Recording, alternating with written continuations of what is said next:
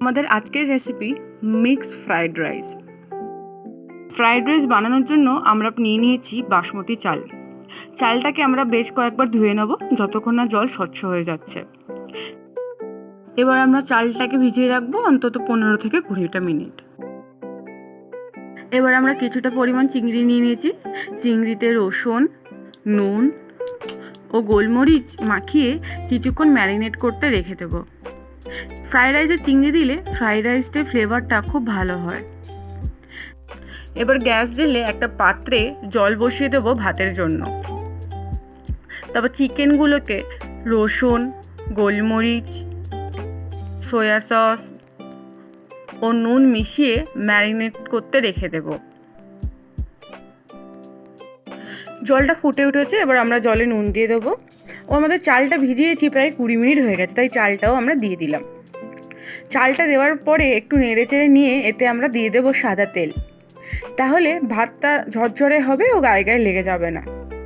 সাথে আমরা দিয়ে দেবো কিছুটা ভিনিগার, তাহলে ভাতটা অনেকটা সাদা হবে।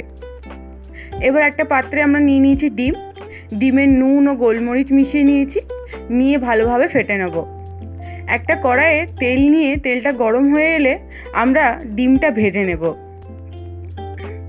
এই সময় গ্যাসের ফ্লেমটা হাই থাকবে।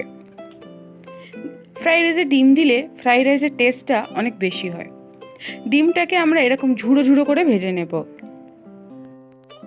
এবার ওই একই কড়াইয়ে তেলটা চড়া হয়ে গেলে চিকেনগুলো দিয়ে ভেজে নেব। চিকেনগুলোকে হালকা লাল হলে বুঝতে হবে আমাদের চিকেন ভাজা হয়ে গেছে, জুসি হবে। তারপরে একই পদ্ধতিতে আমরা চিংড়িগুলোকে ভেজে নেব। চিংড়িগুলো হালকা লাল হলেই বুঝতে হবে চিংড়িগুলো হয়ে গেছে। তারপর কড়াইয়ে আমরা অল্প ঘি দিয়ে রসুন কুচোও দিয়ে দেব। দিয়ে নাড়তে থাকবো এবং খেয়াল রাখবো যাতে ওটা লেগে না যায়। তারপর আদা দিয়ে কিছুক্ষণ কষে নিয়ে তাতে দিয়ে দেবো পেঁয়াজ। এটা হয়ে এলে আমরা একে একে ফুলকপি, গাজর ও বিন কড়াই দিয়ে দেব। দিয়ে ভালোভাবে মিশিয়ে নেব পুরোটাকে। এগুলো বেশ খানিকটা হয়ে এলে তারপরে আমরা ক্যাপসিকাম দেব। আমরা আগে থেকেই মাশরুম ভেজে রেখেছিলাম, সেটা দিয়ে দিয়েছি। এটা অপশনাল, আপনারা চাইলে নাও দিতে পারেন।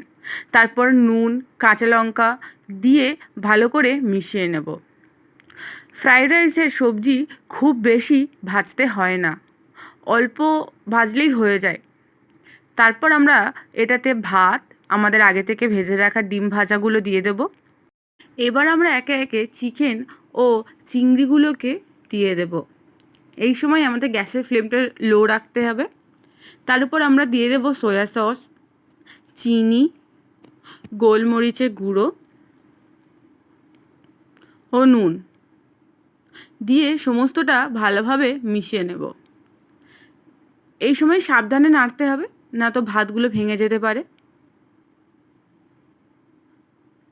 আমরা একটা হাতার সাহায্যে আস্তে আস্তে মিশিয়ে নিচ্ছি পুরোটাকে।